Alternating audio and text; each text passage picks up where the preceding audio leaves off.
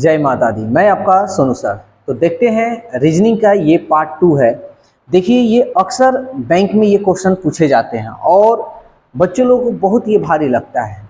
सबसे आसान ये क्वेश्चन है, बिना कलम कॉपी और 5 क्वेश्चन 5 सेकेंड काफ़ी है।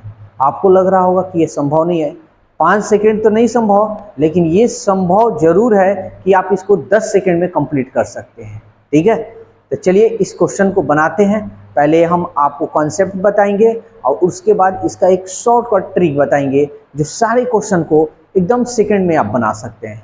ठीक, तो चलिए वीडियो अगर आपको अच्छा लगे तो इस वीडियो को अपने यार दोस्तों में शेयर कीजिएगा। और ये क्वेश्चन हमेशा बैंक में पूछे जाते हैं। ये जो चैप्टर है टेस्ट ऑफ इनइक्वालिटी है, इसका पार्ट 1 वीडियो बन चुका है, प्लेलिस्ट में आपको वीडियो मिल जाएगा। देखिए ये क्वेश्चन कह रहा है, और देखिए ये क्वेश्चन जो है आपको EPFO एग्जाम में आया है। ठीक है ना, ये 2012 में आपके एग्जाम में पूछे गए हैं। तो आपके स्क्रीन पे कैसे इसका जवाब देना है कैसे नहीं, आपके साइड में स्क्रीन पे लगा होगा कि इस तरह का आंसर ऐसे देना है। तो चलिए क्वेश्चन को हम सॉल्व करते हैं और बताते हैं आपको। पहले हम इसको समझते हैं कॉन्सेप्ट से। तो देखिए क्या कह रहा है, जो बड़ा होगा उसको ऊपर लिखेंगे और जो छोटा होगा उसको नीचे लिखेंगे। F बड़ा है G से, F बड़ा है G से, ठीक है। G बड़ा है H से, G बड़ा है H से, लेकिन यहाँ इक्वल दे रहा है ना, यानी बराबर भी है। ठीक है ना, जब इक्वल रहेगा तो इक्वल ऐसे दे देना है। अब ये I बड़ा है H से, अब देखिए I बड़ा है H से, I जो है H से बड़ा है, तो हम इधर I इधर हम लिख देंगे। अब ध्यान से समझिएगा, अब ये जो लाइन ये है, अब ये I से हमारा और H से रिलेशन बनेगा, इन दोनों से रिलेशन नहीं बनेगा। क्यों? क्योंकि यहाँ तिरछा हो जा रहा है और तिरछा लाइन हम किसी से नहीं लेंगे, हमारा इसी से इसका रिलेशन देखा जाएगा। ठीक है, आगे देखते हैं। I बड़ा है J से, I जो है J से क्या है, बड़ा है, और लाइन एकदम सीधा होना चाहिए। ये देखिए एकदम सीधा आ रहा है, ठीक है चलेगा। ये भी एकदम सीधा आ रहा है और ये भी देखिए एकदम सीधा आ रहा है, ये वाला एकदम सीधा आ रहा है, मतलब सीधा लाइन आना चाहिए, चाहे ऐसे चाहे ऐसे। अब देखिए इसका लाइन हम नहीं ले सकते क्योंकि इससे लाइन कोई है ही नहीं, तो G से F से I में रिलेशन नहीं बनेगा। ठीक, चलिए अब समझते हैं। ये आपका आंसर है, इसमें कौन आंसर आपका होगा ये बताना है। F बड़ा है I से और बराबर भी है। अब देखिए इस लाइन में FI है, नहीं है, इस लाइन में FI है, नहीं है, इस लाइन में FI है, नहीं है, इसका मतलब इसका कोई रिलेशन बनेगा ही नहीं, ये हमारा हो गया गलत। फिर कह रहा है I बड़ा है G से, I इसमें देखिए I है कहीं, नहीं है, इसमें I है लेकिन G कहाँ है, नहीं है, I है इसमें, नहीं है, I है लेकिन G नहीं है, यानी ये भी हमारा होगा गलत। समझ में आया? कहीं भी दिक्कत हो आप लोग कमेंट्स के जरिए अपनी राय जरूर दीजिएगा। नेक्स्ट क्वेश्चन बताते हैं, इसको देखिए। एक और कॉन्सेप्ट इसी पे बता दे रहे हैं, उसके बाद हम अपना ट्रिक बतलाएंगे इसको। K बड़ा है L से, K बड़ा है L से, ठीक है। L बड़ा है M से, L बड़ा है M से और बराबर भी है, तो हम बराबर दे देंगे। जो बड़ा होगा उसको ऊपर लिखना है और जो छोटा होगा उसको नीचे लिखना है।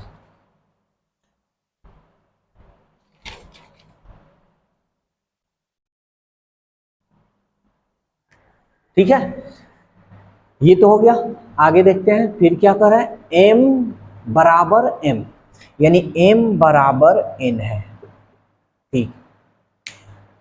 O बड़ा है N से, O जो है ना बड़ा है N से, ये। अब देखिए ये हमारा इससे रिलेशन देखना है, फिर इससे रिलेशन देखना है, और एक सीधा ऐसे, मतलब लाइन जो होना चाहिए सीधा होना चाहिए, तिरछा लाइन से हमको नहीं। अब M को N से रिलेशन हमको नहीं देखना है, ठीक है ना, M और O से, सॉरी M O से। चलिए समझते हैं। O बड़ा है K से, देखते हैं। O बड़ा है, OK कहीं नहीं आया है, OK कहीं नहीं आया है, इन दोनों में हमको कोई लेना देना है ही नहीं, क्योंकि ओके है ही नहीं। इसका मतलब ये आपका ऑप्शन क्या है, गलत है। नेक्स्ट देखते हैं, एल बड़ा है एन से। एल देखिए, एल बड़ा है एन से और बराबर है। एल बड़ा है एन से, यहाँ एम है ना, नहीं है, लेकिन ये देखिए ये दोनों बराबर है, यानी या तो यहाँ एम के जगह पर एन भी लिखिएगा तो चलेगा। सवाल यही कहा है कि एल बड़ा है एन से, अगर एल एम से बड़ा है तो श्योर है कि एल एन से भी बड़ा होगा, क्योंकि एम से बड़ा है, ये दोनों कार्य बराबर है, दोनों सेम टू सेम है। तो एल एन से बड़ा है, बात सही है। अब कह रहा है बराबर है, देखिए बराबर बराबर का चिन्ह दिखाई दे रहा है ना, इसलिए ये हमारा ऑप्शन क्या है, सही है। ठीक है, तो ये हमारा कॉन्सेप्ट था। ठीक है, और ये बैंक में हमेशा क्वेश्चन आता है। अब हम इसको एक ट्रिकली मेथड बताते हैं जो बिना कलम कॉपी का बन जाएगा। तो देखिए क्वेश्चन को कैसे बनाते हैं, समझिएगा, ये लिखने की जरूरत नहीं होगी। यहां देखिए, एक ये और एक आपको ये दो चीज याद रखना है, ठीक है ना। ये देखिए ये दरवाजा है, ये क्या है, दरवाजा है, यानी आदमी इधर से जा सकता है। ठीक है, अब इधर जो भी हो इधर जा सकता है, लेकिन ये जो है अगर इधर से कोई आए तो ये दरवाजा बंद हुआ, इधर से आएगा तो ये बंद पड़ा हुआ है, ठीक है ना। तो इधर से ये नहीं आ सकता है, इधर से क्या है, जा सकता है। तो सीधी सी बात है कि ये वाला जो मुंह है, इधर से दरवाजा है और इधर बंद है, इधर से कोई नहीं जा सकता है, तो ये दरवाजा है, इधर से आप जा सकते हैं, ये याद रखना है। और दूसरा ये वाला देखिए, ये भी दरवाजा है, ओपन है, जा सकता है, लेकिन यहाँ पे ये लगा हुआ है। बस इतना जानिएगा, ये जो है एक वीआईपी एक दरवाजा है,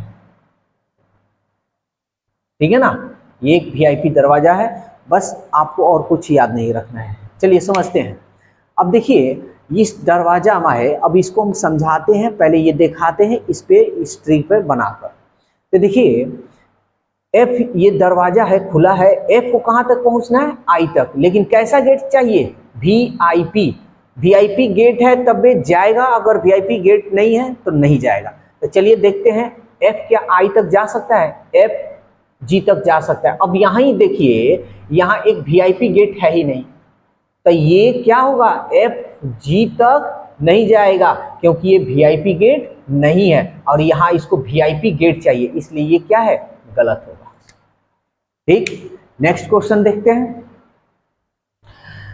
आई को जी तक जाना है, ठीक है ना, ये वीआईपी गेट नहीं है। चलिए अब देखते हैं, आई को जी तक जाना है, आई एच तक पहुंच गया, क्या एच जी तक जाएगा, नहीं जाएगा, क्योंकि ये गेट क्या है, बंद पड़ा हुआ है, इसलिए ये हमारा क्या होगा, गलत होगा।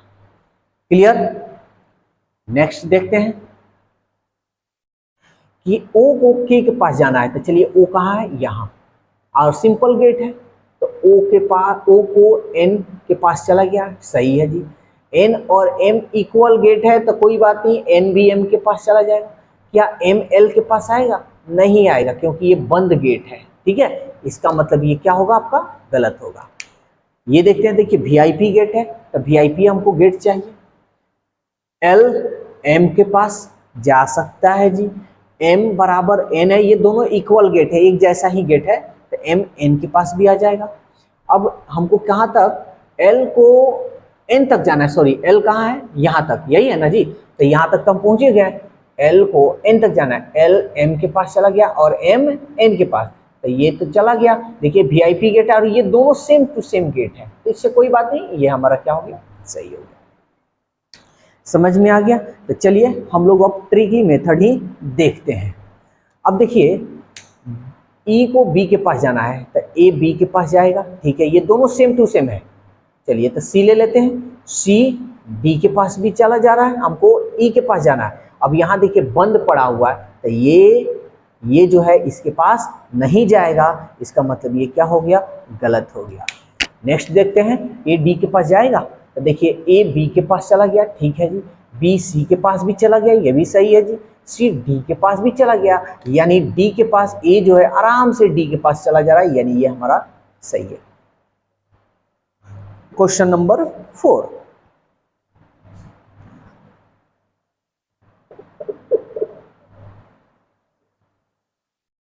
जेड को यू के पास जाना है। चलिए यहाँ है जेड, देखिए जेड वाई के पास भी आ गया, ये दोनों सेम टू सेम है, ठीक है जी।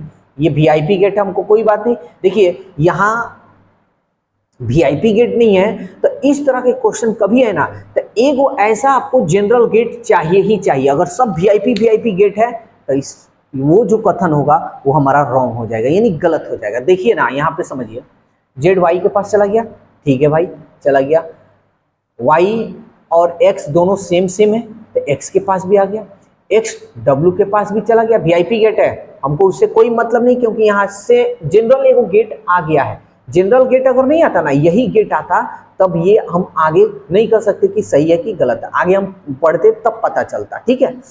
चलिए एक्स डब्ल्यू के पास भी आ गया, डब्ल्यू और भी दोनों सेम टू सेम है, भी यू के पास भी चला गया, यही तो है, जेड को यू के पास जाना था, यानी ये हमारा क्या है, सही है। नेक्स्ट y को v के पास जाना है, तो देखिए y और x दोनों बराबर है। अब वीआईपी गेट है, अब इसके लिए वीआईपी गेट चाहिए, कहीं जनरल गेट होगा यानी कहीं ऐसा गेट होगा तो वो नहीं हो सकता, यानी जाएगा ही नहीं। तो y x के पास चला गया, x w के पास चला गया, w v के पास चला गया। देखिए ये आसानी से ये v के पास आ रहा है, और वीआईपी गेट है, वीआईपी ये दोनों तो सेम है, बराबर का मतलब सेम टू सेम, तो ये आसानी से इस पे चला गया, यानी ये भी हमारा क्या है, सही है। 5 नंबर देखते हैं क्या कह रहा है, टी को क्यू के पास जाना है। चलिए टी यहाँ है, टी एस के पास चला गया, सही है, वीआईपी गेट है जी। S R same to same है जी, ये भी सही है। आर क्यू के पास चला गया, हमको तो वही तो जाना था, क्यू के पास जाना था। और देखिए वीआईपी गेट नहीं है, इसमें एगो वीआईपी गेट नहीं है, एगो जहाँ वीआईपी गेट नहीं हो वो हमारा आंसर हो सकता है। अगर मान लीजिए ये भी वीआईपी गेट होता ना, तब हमारा आंसर नहीं होता, गलत हो जाता है। चलिए 2 नंबर देखते हैं, टी पी के पास जाना है, टी पी के वीआईपी गेट है, अब सब वीआईपी गेट होने चाहिए। टी एस के पास चला गया, एस आर के पास चला गया, एस क्यू के पास, लेकिन यहाँ देखिए वीआईपी गेट नहीं है, टी को पी तक ना जाना है, पी यहाँ है, यहाँ क्या है, वीआईपी गेट नहीं है, इसलिए ये हमारा क्या होगा, गलत होगा। समझ में आया कि नहीं? अगर समझ में आ रहा है कमेंट्स में अपनी राय जरूर दीजिएगा। चलिए कुछ आज के लिए इतना ही रहने दे रहे हैं। ये वीडियो कैसा लगा कैसा नहीं, अपनी राय जरूर दीजिएगा।